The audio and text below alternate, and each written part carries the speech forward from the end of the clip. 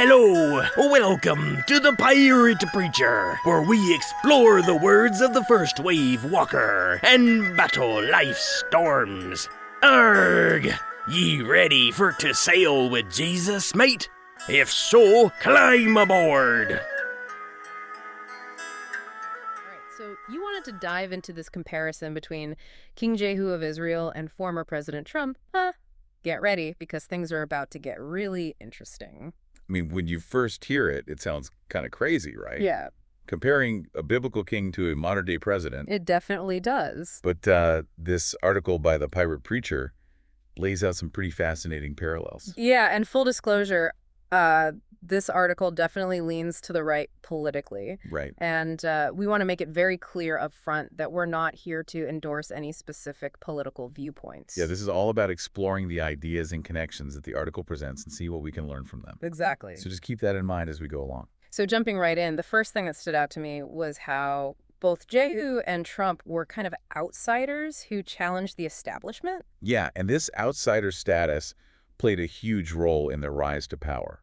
It's like they tapped into this wellspring of discontent, this feeling that the system wasn't working for everyday people. And that really resonated with voters, or in Jehu's case, with the people of Israel. Exactly. They both promise to shake things up, to disrupt the status quo.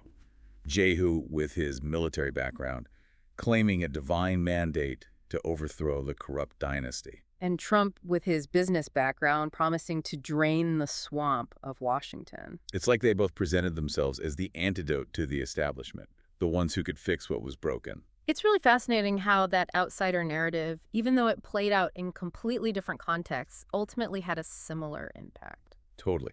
And you know what else is interesting? The role of religion in their rise to power.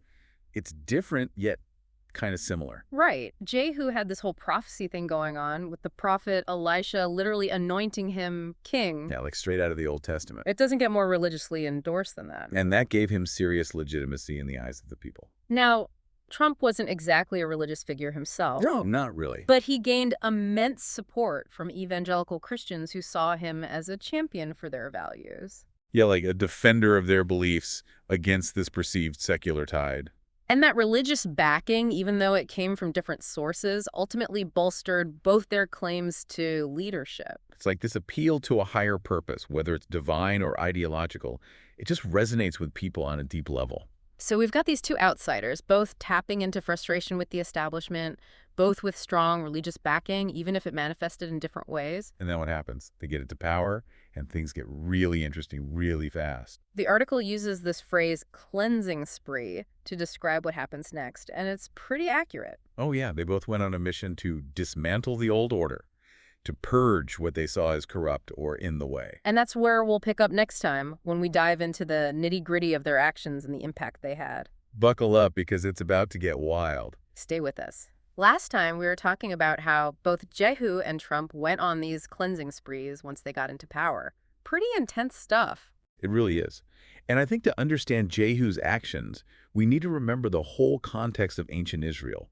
You know, back then, Baal worship wasn't just some religious difference. It was tied up with power and economics and loyalty to the ruling family. So Jehu wasn't just getting rid of a religion. Right. He was taking down a whole power structure that was a threat to his own power. Makes sense. And the way he did it was pretty brutal.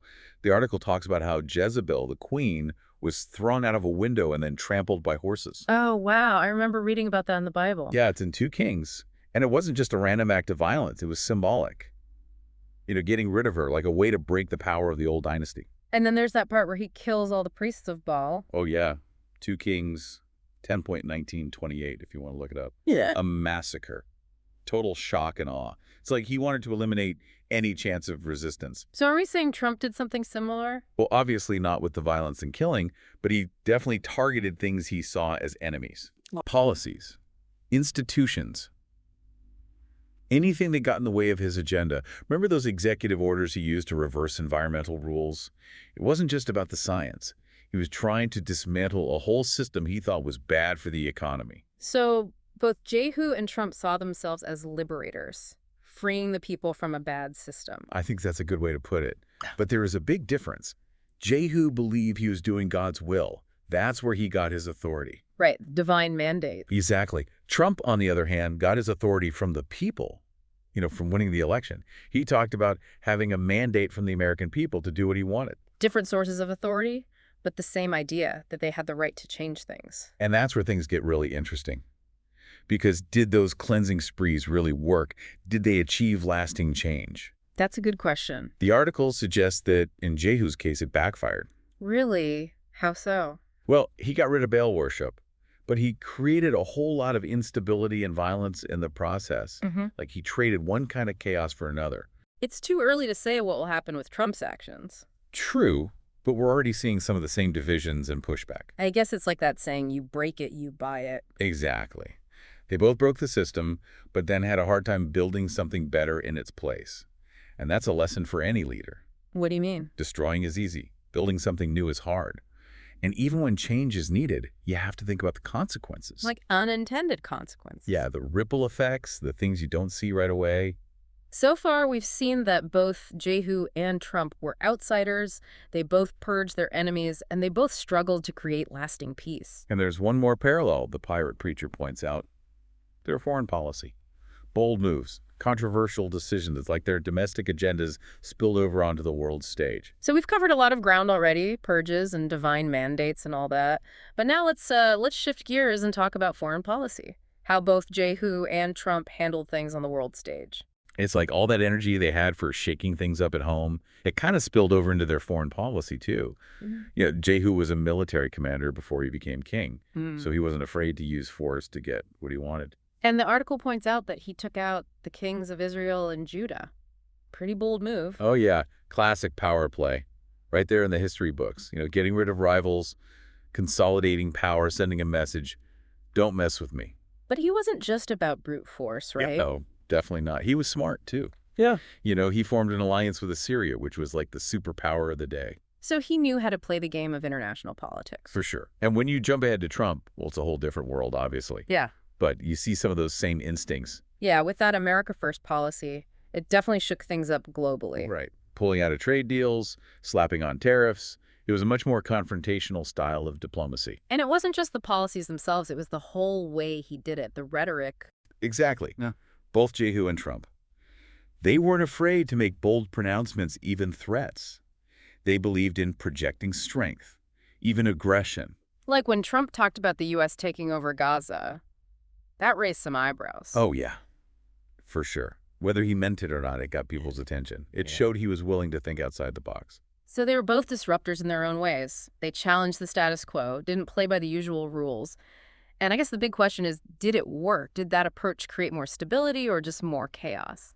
That's the question, isn't it?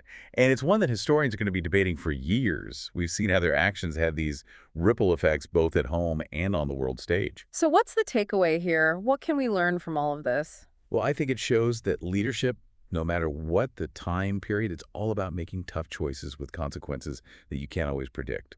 Whether you're a king with an army or a president with economic power, the decisions you make at the top, they have a huge impact on people's lives. And that's something we should all remember. Absolutely.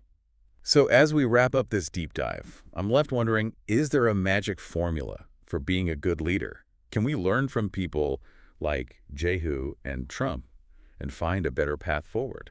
Good question. I don't know if there's an easy answer, but I think the most important lesson is that there's no one right way to lead. Every situation is different. Yeah, what works in one context might not work in another, but by looking at history, by understanding what motivated people in the past and what happened as a result, maybe we can get a better grasp on this whole idea of leadership and how to govern effectively. I think you nailed it. And for everyone listening out there, we hope this deep dive has given you something to think about, maybe even challenge some of your own views. It might seem weird to compare King Jehu and Donald Trump, but sometimes it's those unexpected connections that help us see things in a new light. These timeless themes of power and ambition and the desire to make a difference, they're still relevant today. And that's what makes exploring history so fascinating. Thanks for sailing with the Pirate Preacher. May you enjoy fair winds and smooth swells on life's journey.